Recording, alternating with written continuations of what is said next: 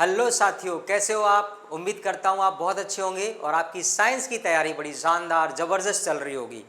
आपको पता है जैसे कि हम आपको साइंस के लगातार वीडियोस दे रहा हूँ और आप उन्हें ट्रिक से पढ़ भी रहे हैं बहुत अच्छे से। चिंता मत करिए, इस बार आपकी साइंस की तैयारी बहुत अच्छी होगी, नंबर भी ज़बरदस्त आएंगे। आपको याद करते रहना है। देखिए, सबसे ज़रूरी बात है, जितना भी हम आपको पढ़ाते हैं आपको अगर याद नहीं है तो मेरे पढ़ाने का कोई मतलब नहीं है। आपने अपना नोट्स बनाया, नोट्स में इंपॉर्टेंट पॉइंट्स लिखते जाइए और उन्हें अच्छे से याद भी करते जाइएगा। प्यारे बच्चों, आज की जो हमारी क्लास है वो है धातु और अधातु, मेटल और नॉन मेटल। ठीक है, मेटल और नॉन मेटल, बड़ी शानदार क्लास होगी आज की, ध्यान दीजिएगा। मेटल्स और नॉन मेटल्स, वैसे तो मैं आपको फर्स्ट वीडियो में मेटल्स और नॉन मेटल्स के बारे में बता चुका हूँ, लेकिन आज मैं इसके बारे में और डिटेल से बताने वाला हूँ। मतलब आज का टॉपिक पढ़ने के बाद जो फर्स्ट चैप्टर है उसमें मेटल ढूंढना बहुत आसान हो जाएगा, क्योंकि अब इस चैप्टर से आपकी मेटल की पहचान बहुत ज़बरदस्त होने वाली है। ध्यान दीजिए, यह वर्गीकरण मुख्यतः प्रभागों के बीच मानक रासायनिक गुणों पर आधारित है। धातु और अधातु को जो मैंने वर्गीकृत करके सिखाया है, ये जो वर्गीकरण है वो रासायनिक गुणों के आधार पर होता है। आवर्त सारणी के तत्वों के तीन पीरियोडिक टेबल बोलते हैं। क्या बोलते हैं? Periodic table. तो जो हमारी आवर्त सारणी है यानी पीरियोडिक टेबल है, उसमें जो धातु अधातु हैं उनको तीन भागों में बांटा गया है। आइए समझते हैं। पहला है हमारा धातु यानी कि मेटल, दूसरा है अधातु नॉन मेटल, और तीसरा है उपधातु जिसे बोलते हैं मेटालॉइड्स। क्या बोलते हैं? मेटालॉइड्स। ये इंग्लिश का नाम भी कभी कभी हिंदी में लिख के दे देते हैं मेटालॉइड्स के नाम से। ठीक है, आइए इसके बारे में समझते हैं। आप भी अपने नोट्स में इसी तरीके का फिगर बना लीजिएगा। आप आराम से स्केल से लाइन खींचिएगा, तीन सेगमेंट करिएगा।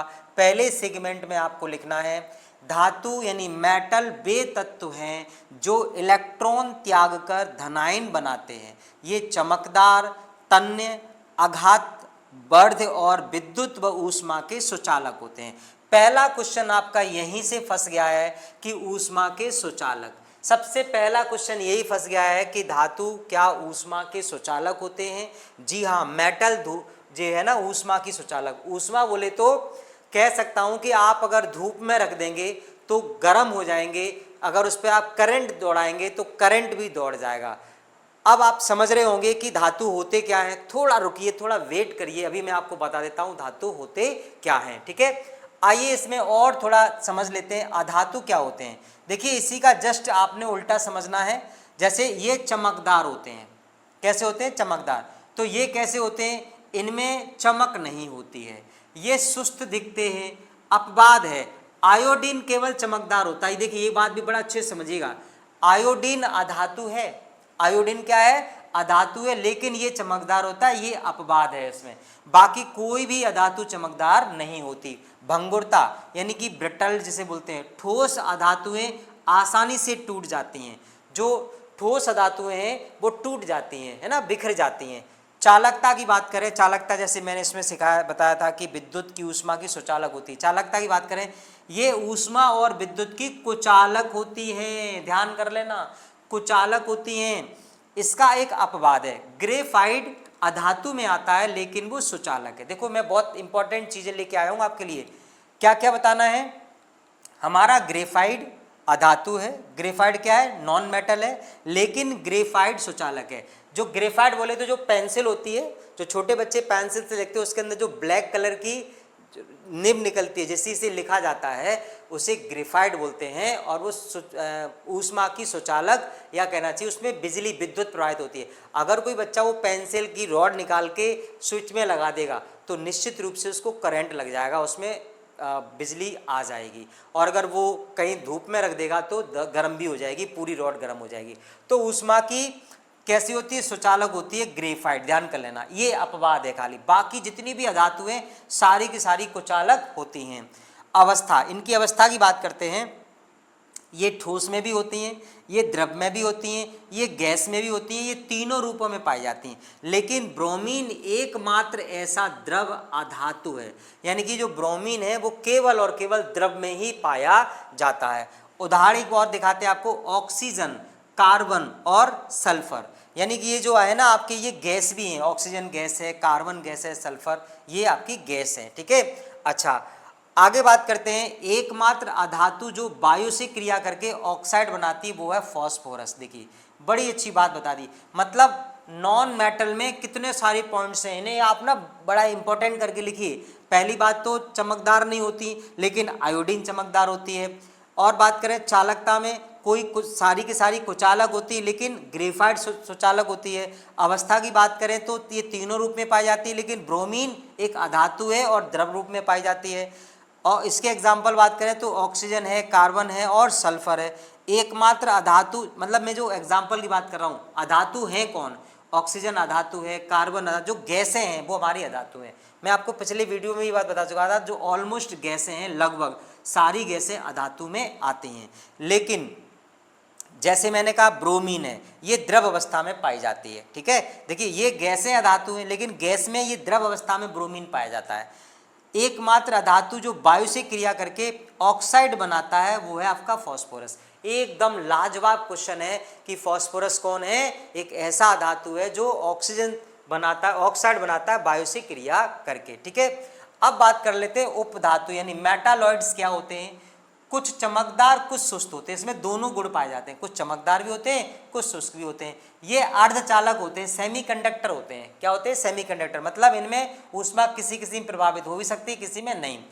आमतौर पर ठोस रूप में पाए जाते हैं, ये सॉलिड मिलते हैं आमतौर पर, मतलब मुख्यतः 99% ये सॉलिड मिलते हैं, जैसे कि सिलिकॉन है, जर्मेनियम है, आर्सेनिक है, ये उपधातु हैं। ध्यान कर लेना, सिलिकॉन, जर्मेनियम, आर्सेनिक ये उपधातु है, ठीक है।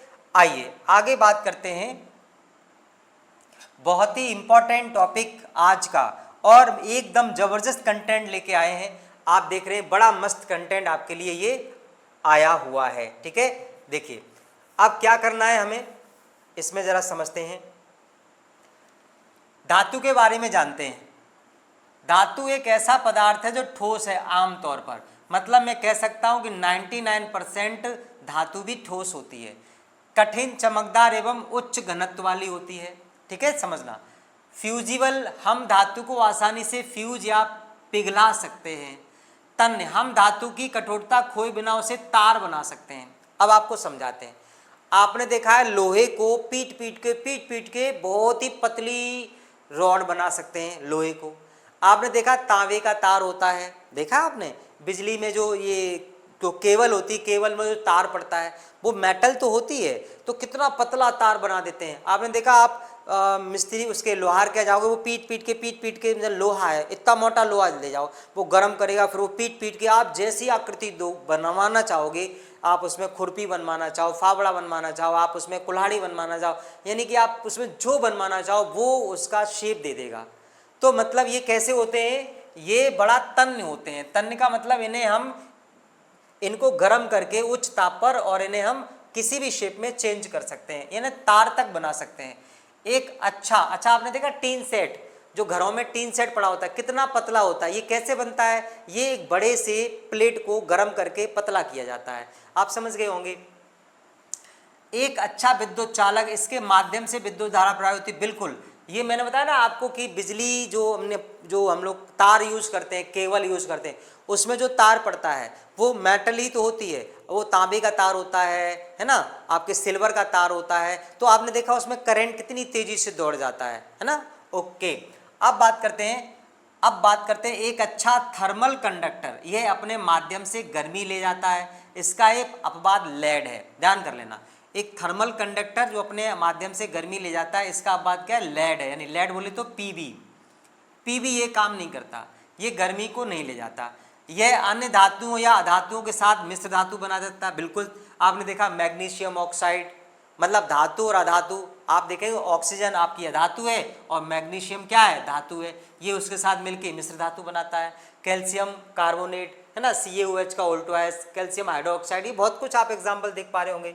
आमतौर पर ठोस अवस्था में होते हैं, पारा को छोड़कर जो एक तरल है। हाँ, ये तो बात समझानी थी। पारा आपका क्या है, धातु है, पारा जिसे बोलते हैं, Hg इसका सिंबल होता है, Hg, ये धातु है, लेकिन ये तरल अवस्था में पाया जाता है पारा। और बाकी 99% सब कुछ ठोस अवस्था में पाए जाते हैं। समझ गए आप? ठीक है। सोनोरस बड़ा इंपॉर्टेंट कंसेप्ट है। सोनोरस धातुएं किसी कठोर वस्तु से टकराने पर बजने वाली ध्वनि उत्पन्न करती है, जिसे हम सोनोरस कहते हैं। यानी जो हमारी मेटल है, आपने देखा लोहे का कोई ड्रम हो या लोहे की कोई पाइप हो, उसे एक जगह मारो टन, तो बहुत देर तक टन होता चला जाएगा, यानी कि उसमें वाइब्रेशन होगा। एक बार मारो टन। आपने देखा घरों में, उसमें स्कूलों में पुरानी घंटी होती थी, आज भी कई स्कूलों में जब लाइट चली जाती है तो वही पुरानी घंटी का यूज़ करते हैं, घंटी बजाते हैं टन टन, तो उसका कितना हेवी वाइब्रेशन होता है कि अगर 4-5 ऊंची मंजिल बिल्डिंग हो और कितनी भी दूर हो तो वहाँ तक आवाज़ जाती है। आपने सुना होगा, सुना क्या, आपने खुद भी ये देखा होगा कि जब आपके स्कूल में घंटी लगती है और आप स्कूल से लगभग 500 मीटर की दूरी पर हैं तो आपको ये सुनाई पड़ जाता है कि स्कूल की बेल बज रही है, चलो प्रेयर के लिए लाइन लग रही है, जल्दी जल्दी चलते हैं और प्रेयर में शामिल हो जाएंगे। ऐसा आपने सुना होगा, बिल्कुल ऐसा होता था। मेरे टाइम पे ऐसा बहुत होता था, जब हम घर से जाते थे तो कभी ऐसा होता था कि हम प्रेयर से कुछ देरी से पहुंच रहे हैं तो हमें दूर से उसकी बैल सुनाई पड़ी, टन टन टन टन, मतलब कुछ 5 मिनट तक वो चपरासी होता था, वो घंटी को बजाता रहता था, जिससे ये आभास हो जाए स्टूडेंट को कि अगर आसपास हो तो जल्दी से दौड़ दौड़ के प्रेयर में शामिल हो जाओ। समझ रहे ना? ये तो आप देख रहे हैं कि सोनोरस का मतलब ये है कि उसकी जो आवाज़ है वो एकदम से बहुत दूर तक जाती है और एकदम ध्वनि बन के जाती है। ठीक है। हालांकि अधिकांश धातुओं की विशिष्ट विशेषता नहीं है, कहने का मतलब लोहे में ऐसा अक्सर होता है लेकिन हर धातु में ऐसा नहीं होता है। कुछ गुण कुछ धातुओं के लिए विशिष्ट है। हाँ, मतलब ऐसा जो बजने वाली बात है वो हर धातु में नहीं। जैसे मैं आपसे बोलूँ तावा, तावे में इतना वाइब्रेशन नहीं है, लोहे में सबसे ज़्यादा होता है। कई धातुएं हवा के साथ क्रिया करके संचारित हो जाती हैं। बिल्कुल, आपने देखा लोहा, लोहे को आप खुले जगह में रख दो, 15 दिन 20 दिन रखा रहने दो, ऑटोमेटिक उसमें रेड रेड कलर की काई टाइप की आ जाएगी, जैसे हम लोग गांव की भाषा में काई बोलते हैं, काई आपकी आ जाती है उस पर। ठीक है, रेड कलर की। अच्छा, कुछ धातुएं जैसे कि सोडियम जिसे Na कहते हैं और पोटेशियम जिसे K कहते हैं को अत्यधिक प्रतिक्रियाशील धातुएं कहा जाता है। मतलब इसमें सोडियम है, पोटेशियम है। आपको मैंने बता नहीं था कि केदारनाथ के माली ने, तो मैंने केदारनाथ में के सबसे पहले लिया है, यानी सबसे मोस्ट रिएक्टेंट अगर कोई मेटल है तो वो कौन है? पोटेशियम। उसके बाद केदारनाथ, नाथ में ए आता है, Na आता है, तो आपका सोडियम, यानी दूसरी सबसे रिएक्टेंट अगर मेटल है तो कौन है? सोडियम। ये क्वेश्चन एग्जाम में आते हैं कि दूसरी सबसे ज़्यादा रिएक्शन करने वाली धातु कौन सी है। दोनों ऑप्शन होंगे, पोटेशियम और सोडियम। तो दूसरी की बात आएगा तो सोडियम, पहली की बात आएगा तो पोटेशियम। इसमें आपने देखा कितने सारे क्वेश्चन आपके बन रहे हैं, एक एक इंपॉर्टेंट चीज़ है यहाँ पे। बहुत अच्छे से इनको आप पढ़िए और अपने नोट्स में इनको शामिल करिएगा मेरे भाई। ठीक है, देखो हमें इन धातुओं को तेल में संग्रहित करना चाहिए। बिल्कुल, आपने देखा होगा कि अक्सर लोहे पर हम लोग या तो वार्निश कर देते हैं या फिर उस पर तेल लगा देते हैं, चिकना हो जाए, जिससे कि वो रिएक्शन ना कर पाए। इससे क्या होता है, 1 मिनट से भी कम समय में हवा के साथ प्रतिक्रिया करती है। मतलब तेल इसलिए लगा देते हैं क्योंकि ये 1 मिनट से भी कम समय में रिएक्शन हो जाती है। जब धातुएं पानी H2O के साथ प्रतिक्रिया करती हैं तो वे धातु ऑक्साइड बनाती हैं, हाइड्रोजन गैस उत्पन्न करती हैं, जिसका एक एग्जाम्पल आपके सामने, मैं लोहे वाला एग्जाम्पल आपको दे रहा हूँ। FeHO2 मतलब H2O, मतलब लोहे का जब जल के साथ, आपने देखा अगर लोहा आपका सूखी जगह पर रखा रहे तो जल्दी से नहीं रेड होता है, उसमें खराबी आती है, लेकिन अगर बारिश की बूंद पड़ जाए तो निश्चित रूप से खराब हो जाना है। तो ये क्या बनेगा? Fe2O3 बनेगा। क्या बनेगा? Fe2, यानी फेरस ऑक्साइड बनेगा और हाइड्रोजन, उसमें हाइड्रोजन गैस रिलीज हो जाएगी। ठीक है ना। जब कोई धातु अम्ल के साथ प्रतिक्रिया करती है, जैसे HCl अम्ल के साथ, यानी सोडियम जब HCl अम्ल के साथ करता है तो क्या बनेगा? नमक बनाएगा NaCl, और इसमें हाइड्रोजन गैस भी उत्पन्न होती है। आई होप कि आपकी समझ में बेहतर आ रहे होंगे। ठीक है, आगे बढ़ते हैं। ये रही आपकी पीरियोडिक टेबल।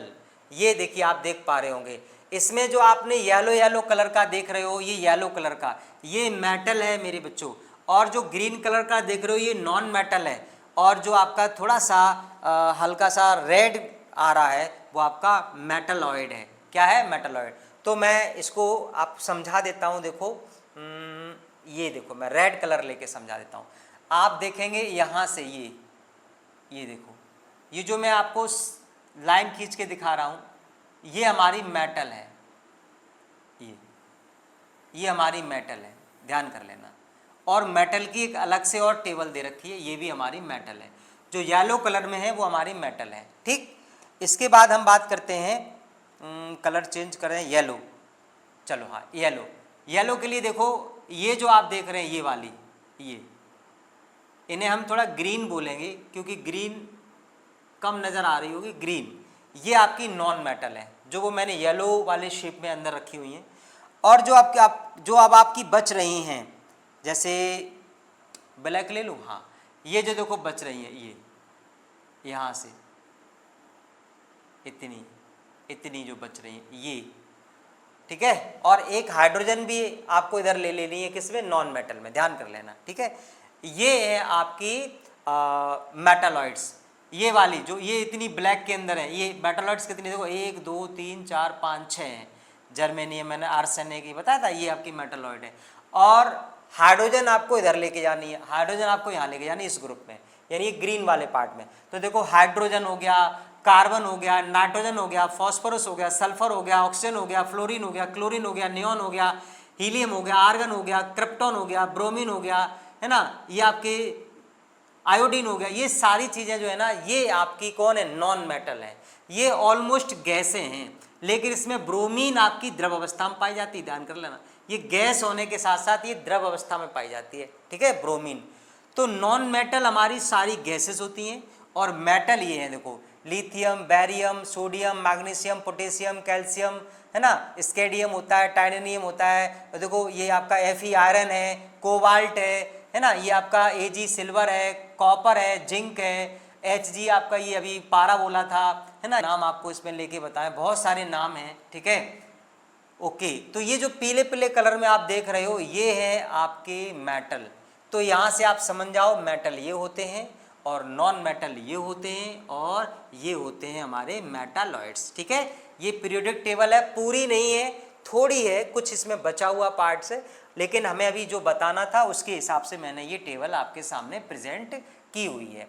आइए आगे बात करते हैं, बड़ी इंपॉर्टेंट बात है। ये हमारा मेटल का कंसेप्ट है, ये हमारा मेटल है, ये हमारा मेटल है, ये हमारा नॉन मेटल है, और ये हमारा मेटालॉइड्स है, ये हमारा मेटालॉइड्स है, ठीक है, यानी उपधातु है। हमने जैसे बताया इंपॉर्टेंट, जो हमारी मेटल होती हैं, इनका गलनांक बहुत उच्च होता है, यानी लोहे को आप थोड़ी सी आग में रखेंगे तो हल्का फुल्का गर्म होगा। आपने देखा है जो हमारे आपके मार्केट में लोहे पीटने का काम करते हैं, है ना, आपने देखा होगा, जिन्हें हम लोग लो पीटा कहते हैं। आप उनके यहाँ जाइएगा तो वो, जैसे आपको कुछ भी सामान बनवाना है, आपको जैसे क्या बनवाना है, मान लो आपको छेनी बनवानी है, आपके घर पे कुछ काम है और आपने छेनी बनवाई, तो आप कोई लोहे की स्टिक लेके जाओगे, उनसे को भैया ये बना दो, तो आप देखना वो कम से कम आपको 15 से 20 मिनट खड़ा कर देंगे, क्योंकि वो उसमें आग में रखेंगे, वो मशीन चलाएंगे, फिर उसको काफ़ी हीट देंगे, वो बार बार गर्म करेंगे, जब खूब भयंकर लाल हो जाएगी, उच्च गलनांक हो जाएगा, तब वो लेंगे और उसको हथौड़े से पीटेंगे। देखा आपने, तो इसमें उच्च गलनांक होता है, धीमे छोटी आँच पर या हल्की आँच पर, हल्के हीट से ये नहीं वो होते हैं। इनका गलनांक बहुत कम होता है नॉन मेटल का, ये बहुत जल्दी क्या नाम है, कम गलनांक पे ही गर्म हो जाते हैं, ठीक है ना, ये गैसेज है ना, इसलिए आपने देखा ही होगा। आगे बात करते हैं, इनमें ऊष्मा और विद्युत का प्रभाव होता है, ये सुचालक नहीं होती, ये कुचालक होती हैं, है ना, ये चीज़ यहाँ आनी थी, ये ऊष्मा की सुचालक होती हैं और ये ऊष्मा की कुचालक होती है। सामान्यतः ठोस जो होते हैं, लेकिन पारा इसमें कैसा होता है, द्रव होता है। मैंने बताया कि मेटल हमारी जो ज़्यादातर ठोस होती है, लेकिन पारा हमारे मेटल में आता है, ध्यान कर लेना, Hg पारा जिसे कहते हैं। अब आप सोचो कि जो ठोस चीज़ है वो आपकी मेटल है, हाँ, ठोस चीज़ मेटल होती है, लेकिन पारा मेटल है, वो लिक्विड फॉर्म में आता है, ये बात ध्यान कर लेना। और यही क्वेश्चन परीक्षा में आता है, क्योंकि जब वो पारा पूछते हैं तो बच्चे क्या देखते हैं, तो लिक्विड है, लिक्विड है तो नॉन मेटल होगा, नहीं नहीं नहीं नहीं नहीं, लिक्विड है ज़रूर, लेकिन मेटल है कौन, पारा, ध्यान कर लेना। इधर देखेंगे, ठोस अवस्था में होती हैं, लेकिन इसमें ब्रोमीन जो है वो द्रव अवस्था में पाई जाती है। इसका देखो बहुत अच्छा एग्जाम्पल, ठोस में भी होती हैं और द्रव अवस्था में, वैसे तो गैस होती है ये, लेकिन ये द्रव अवस्था में पाई जाती है, ठीक है।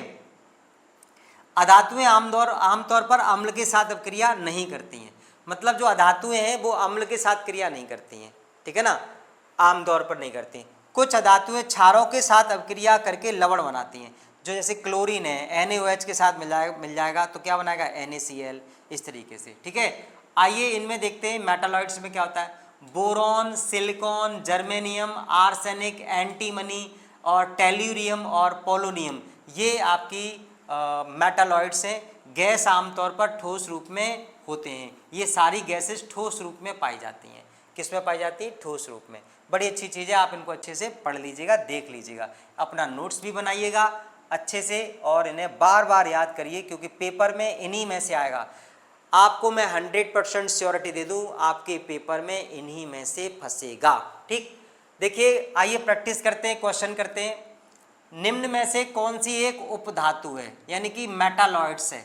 अब आपने अभी थोड़ी देर पहले आपने देखा, ये देखो, बोरॉन, सिलिकॉन, जर्मेनियम, आर्सेनिक, आप देख रहे हैं ये आर्सेनिक आपने पढ़ा, और आई थिंक ये आपके इसमें देखिए सिलिकॉन है। एक बार फिर से देखो, ये देखो सिलिकॉन है ना, ये सिलिकॉन देखो, आपने देखा ये हमारे किस में रखी है, ये मेटालॉइड्स में रखी हुई है, और यही सिलिकॉन हमारा देखो इसमें ऑप्शन है, ये सिलिकॉन, ये यानी इसका सही जवाब कौन होगा? सी होगा। समझ गए? ऐसे ही क्वेश्चन हमारे एग्जाम आएंगे। निम्न में से कौन सी उपधातु है? Carbon, sodium, helium. अच्छा बोले सर अब मान लो मुझे एग्जाम में करना होता तो देखो कार्बन गैस होती है, सोडियम गैस होती है, सॉरी सोडियम हमारा मेटल होता है, हीलियम हमारी मेटल होती है, तो फिर ये क्या होगी? ये हमारा सिलिकॉन हो जाएगा, ठीक है।